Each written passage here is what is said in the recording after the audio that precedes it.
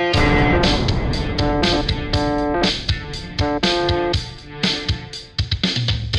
you're right. Hi, everyone. Hello and welcome to the Steve Kalish Show. I'm Steve Kalish and I'm joined not by Kevin Harris because he is a traitor. I am, though, joined by George Gunton. George, how are you doing? You okay? I'm all right, thank you. Yeah, I'm here. I'm not Good. Kev. No. You're Sorry. You're here for the cause. Yeah. Kev is not. Yeah, so, traitor, loser. Yeah.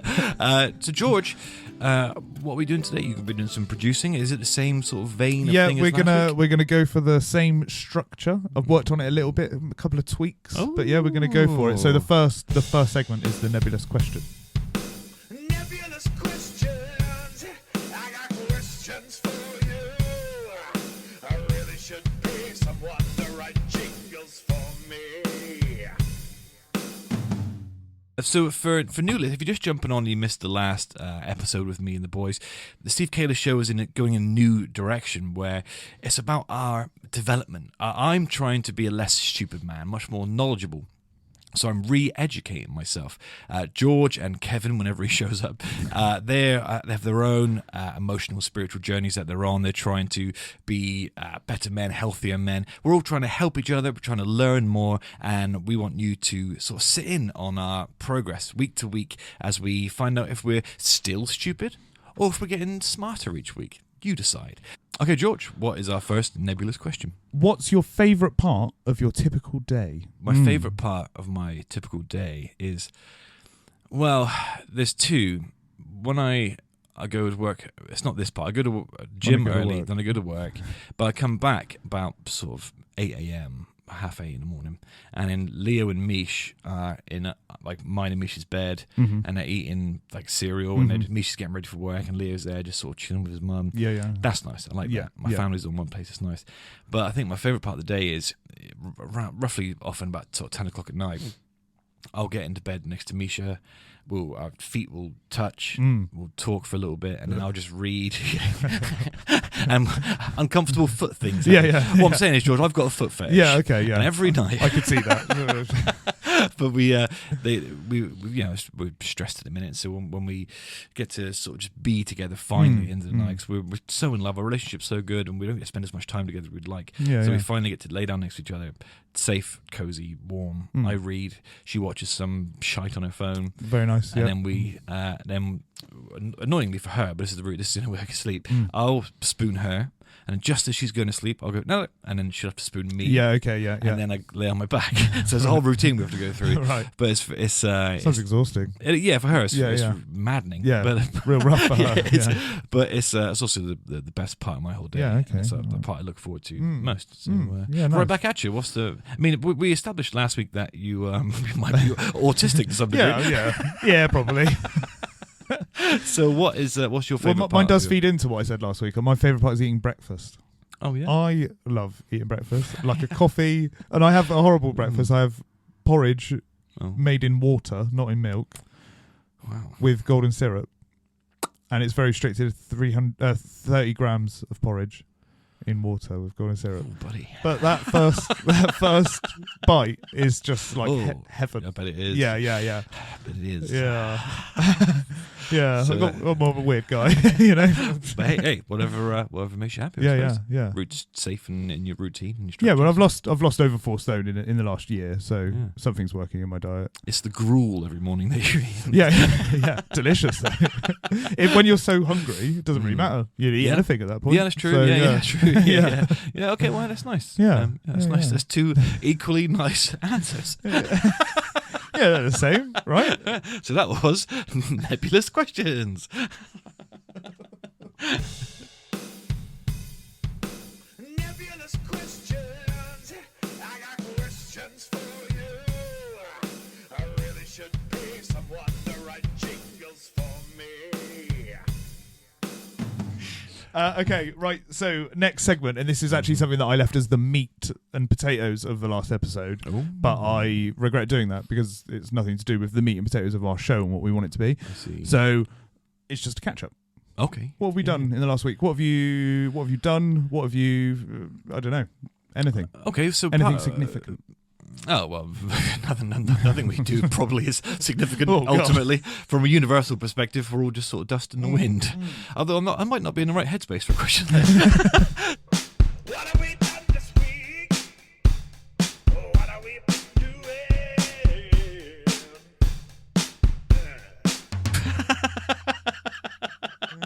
So, just dust in the wind, baby. That's all we are. Yeah, excellent. So I suppose, I at any one point I'm reading 3 books, 1 audiobook and 2 physical books, and I'm really getting through them at the minute, and I'm really enjoying that. I've been, and this will feed into the sort of key bit later on. Yeah. But I'm reading a lot about space steel, Neil Armstrong, and also sort of self-help and development books. So I'm trying to, still trying to sort of pick apart what happened at on the way to Lyme Regis. Right. Yeah. Okay. Yeah. My mental state was very fragile then. I'm trying to figure out just exactly what that was. Yeah. But otherwise, I've just been good. I've been going to the gym. I went to the gym twice yesterday. Oh. And I go in the evenings with my friend Josh White, and he's very strong. He's been doing it for a long, long time. Right. Okay. Yeah. And so you don't want to go there and be Look like a weak. pussy. You Yeah. You don't seem weak. Yeah. So I'm trying to just exert myself and doing all right. Because I've built a lot of strength over the last sort of 4 or 5 months, or whatever. So but I'm wrecked. My body's fucked. What's your favourite exercise? Bench. Right. If you ask the guys at the gym in the morning, that's all they ever see me on is the bench, Right, just okay, constantly yeah. benching. I just love doing And that. does that give you all of the? I don't know what exercise. Well, I really mean, does I'm for you. not trying to lose my gut just yet. I'm trying to just Well, it be. wasn't, but yeah, I wasn't necessarily. But you were pointing rubbing there. your gut, so, yeah. So you were rubbing your gut in there, so I get it. No, I'm just trying to build like just raw, just savage strength. Right. Okay. And the bench is good for that because it works my chest and arms and Yeah, shoulders. okay, yeah. And Josh showed me a different sort of form last night, and which uses a different part of the shoulder. So yeah, benching gives me the upper body that I want. Along with I do a lot of sort of free weights and stuff and good exercises to build up my arms and forearms and stuff. Yeah. And so yeah, then that's the. But are you missing leg day? No. No, leg day is a big chunk of the week because Yeah, I was obviously my gonna say. long walks and stuff I go Oh, yeah, on. of course, I yeah. have to train for them. So I train at for cardio. I train at an incline on the it's like a 12 point something incline. Yeah. So I'm just fucked from that, and Yeah. then I actually go and work the actual muscles and Right. calves Okay. Yeah. and thighs Yeah. and stuff. So it's just a warm up, right? Yeah, so it's easy peasy. just a Yeah, warm-up, yeah. easy peasy. Yeah. So I'm. I mean, the key takeaway is I'm still being disciplined with those things, and it wasn't a January thing. It's been going on for a few months. Sticking with it. I'm still trying to be a good father and fiance, and I'm doing my best there and everything. Yeah. Leo's been very testing. My son's been very testing, Right, okay. so he's really pushed the boundary of that. But I saw a but, flash in your eyes as you said that. Oh, did you? Yeah, I twitched like Oh. a had Yeah. a Vietnam flashback. Yeah. But it's, otherwise, I'm still consistent. I'm still learning all the time, which we'll go into in a minute. And I'm very quite proud of myself for that because I've just, as I've said in one of my solo episodes, I could combust at any minute and fuck it all up. So it's against my nature to be this disciplined in this world. Yeah, okay, yeah. So that's what Yeah. I've been doing. What about you? Well, maybe I could teach you a thing or two because I'm the opposite of that. And Yeah, I'm yeah, you are. really super disciplined to a fault. Yeah, that's funny. Do you find it's a natural part of natural now, or do you still have to go? No, have your gruel. No, it's and- it's the other way around now. If something gets in the way of me sticking to my normal routine, I'm Yeah. all wrong. You know, Yeah, all yeah. wrong. And it's form. I mean, there's reasons why people do this, and I expect one of the reasons is because of trauma or anything or something Sure. like that. You know, if I dug down deep, I'm not going to. Who needs to, right? That's right. yeah. I'm not sure either of Trauma. us are in the headspace for this. Trauma, schmorma. But yeah, so I think it's probably it's a coping mechanism for whatever has gone on in my life. Gotcha.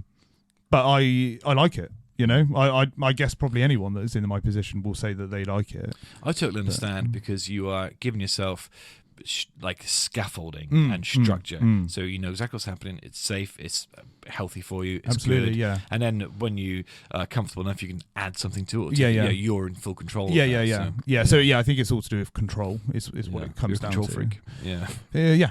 Yeah. I'll take Well, that. but sometimes you have to. Sometimes you have to take personal responsibility for yourself.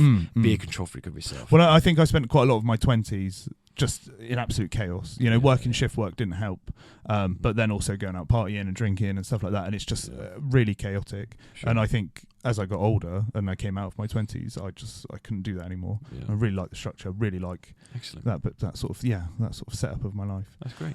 But otherwise, Mm-hmm. just a normal week, really. You know, nothing. I did some mysterious George things at the weekend.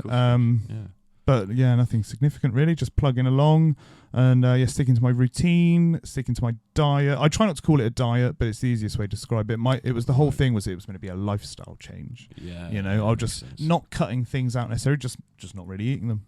You know, I just don't really eat chocolate. That's good because they say I know that Tony Robbins says.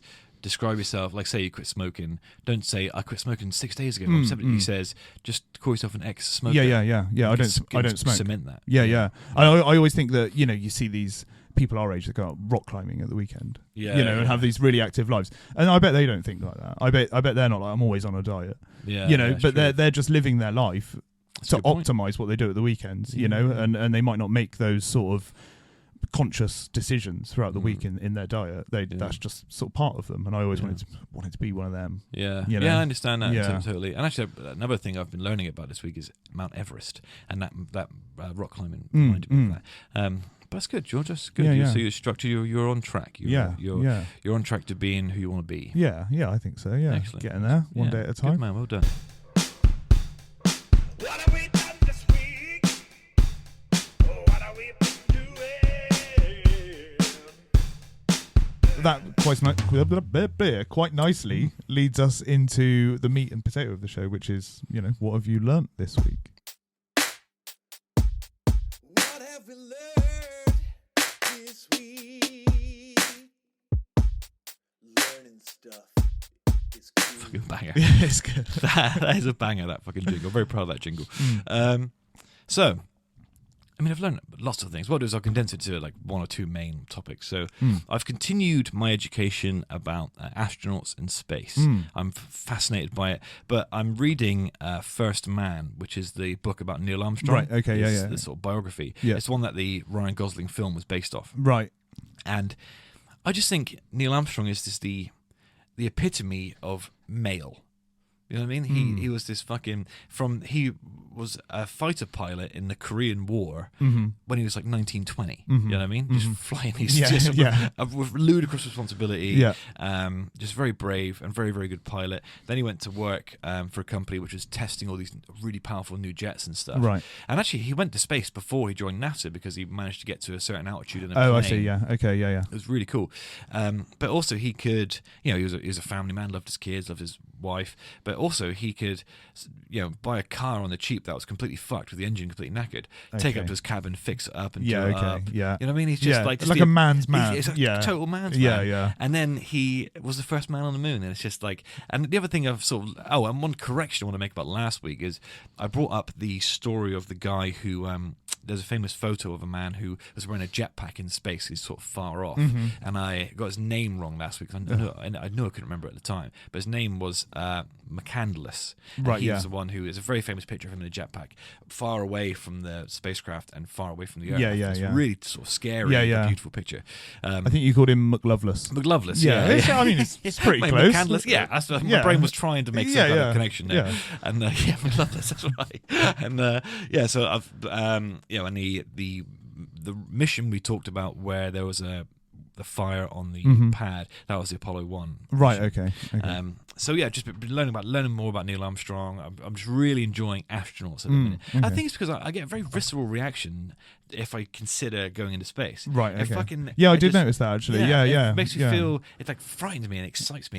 Jesus Christ! And I can almost empathize. I get some kind of feeling when I picture being the first man on the moon, or just being on the moon and looking back at planet Earth. I mean, it's just it does something to me. And so I'm really enjoying learning about that.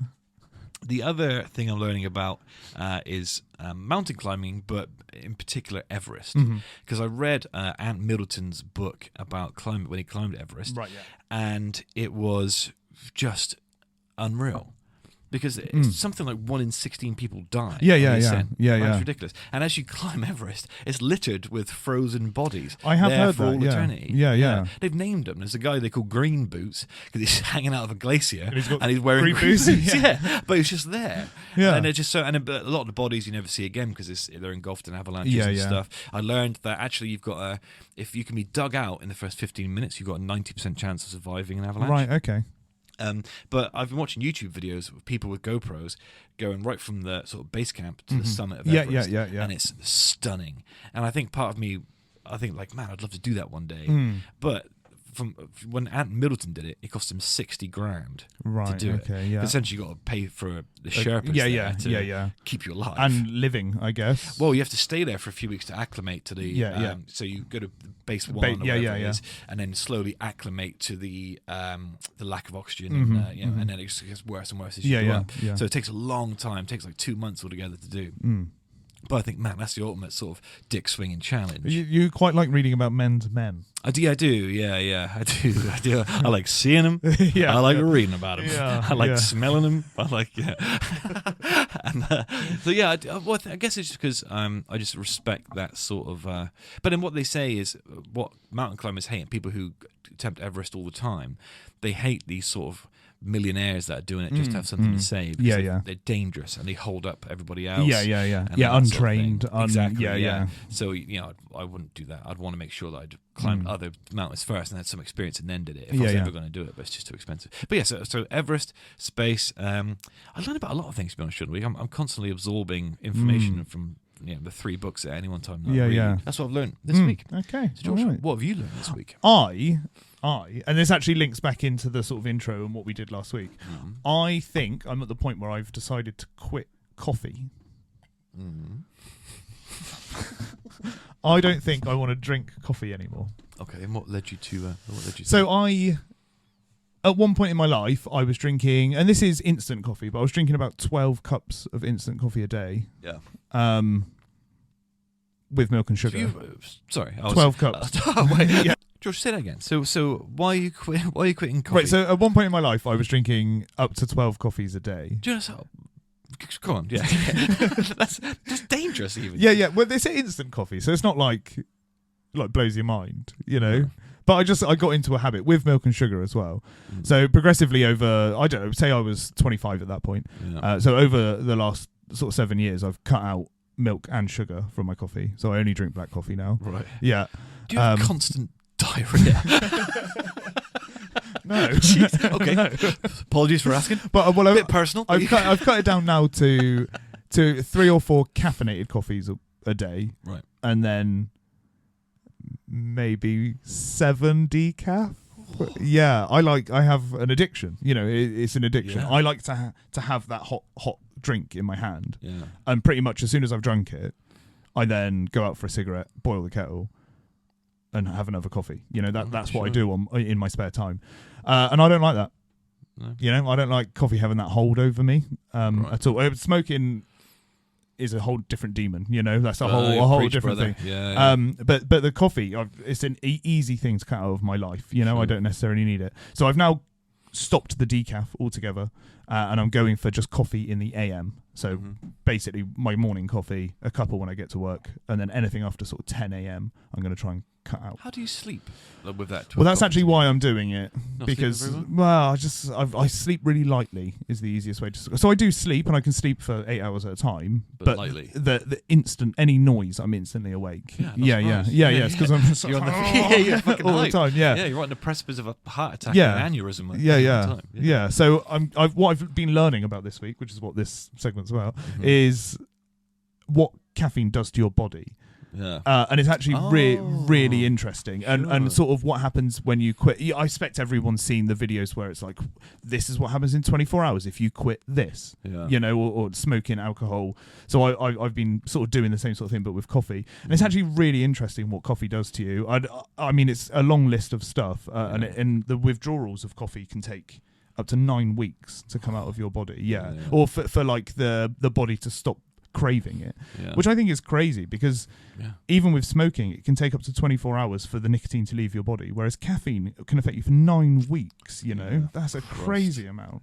And it just releases all these crazy chemicals in your body that when you quit drinking coffee, your body is then craving those chemicals. Right. So it's dopamine and adrenaline, basically. What if the coffee's keeping you alive and you died 7 years ago? Well, and the only thing keeping your heart going is the caffeine? It actually thins your blood vessels, so you have less oxygen in your body. So one of the things that happen is you start having more oxygen in your body. So your body's functioning better. Yeah. And that's within like 48 hours. Your blood vessels start to get bigger, which means they're holding more oxygen. Wow. And that's just it's Holy crazy. shit. And we all drink it. It's legal. And that's what I find drink it crazy. so much. 12 cups a day. Sorry. I've got to change what I mean by so much. It doesn't mean anything anymore. And it's just this thing that we all drink as fun, I guess, and we all get addicted to it, and it's actually something really serious, and it has real big impacts on your body. Wow. Yeah, and I can't believe that. Yeah. That's also like a public service announcement. That's also helpful for people listening. Yeah, That's yeah. Actually applicable. And it helps with your. I don't know much about REM sleep, but it's essentially when you're in a deep sleep and your body heals itself or regenerates itself. And when you drink copious amounts of coffee, you don't get as much REM sleep. Yeah, well, that makes sense. Yeah. So that would explain why I sleep really lightly, because I'm all the time. Yeah. Like, jaw clenched. Right, Let's go. That's why I was in such a good mood. Yeah. Full of caffeine. Yeah, you're about to be in a horrendous mood for the next. Well, I don't know if I'm going to quit. Oh, just. I'm definitely idea. just going to keep it. Basically 3 cups a day, all before 10 a.m. and then nothing after. Yeah.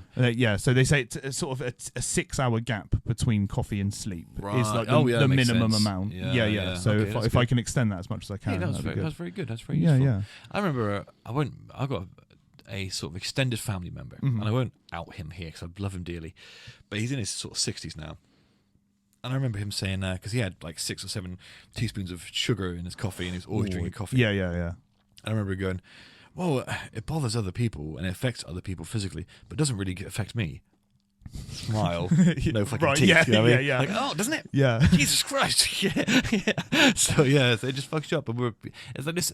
When I quit smoking last year, what occurred to me was we're fucking addicted to everything. Yeah. Sweets, sugar, Yeah. chocolate. And I you know hate what I mean? that. I hate knowing that this thing has a hold over me. Yeah. I know that smoking has a hold over me, but does coffee have a hold over you? It's not something you really think about. It's not something that's advertised. It's not something that's talked about. Oh, you can be awake for an hour and a half and satiate your cravings for social media, dopamine, sugar, sweets, chocolate, coffee. Do you mean how much before midday? How much shit are you addicted to that you ingested? Yeah. Crazy, isn't And it? I hate that. I hate the thought of things taking hold of me. I really don't like it. Yeah. A bit like how you're trying to sort of, you were finding yourself on your walk when you're at your lowest point. I have that with these addictions. I hate them being around. That's good. I think it's totally healthy. It's really self-aware, and it's as long as it's a gradual process. But being aware of it is the first thing. Yeah. I know like that's how I know I'll be okay with the gym. That's how I know at some point I'll start eating better. Because for me, it's really weird, but I've got to plant the seed